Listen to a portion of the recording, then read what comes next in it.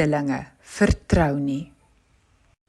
Clara, Boeta, Luna en Benny bou 'n sandkasteel.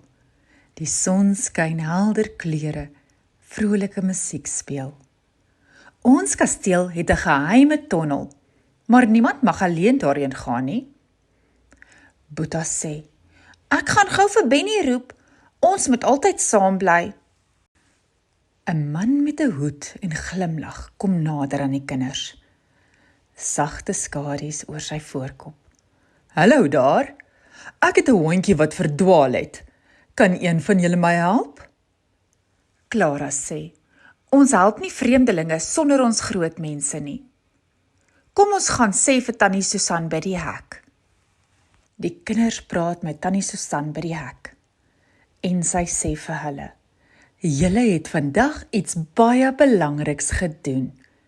Julle het bymekaar gestaan en eers na my toe gekom, voordat julle saam met enige een hier weg is. Benny sê, ons is die glinster groepie, ons bly altyd saam. Speel saam, bly saam, veiligheid is ons naam.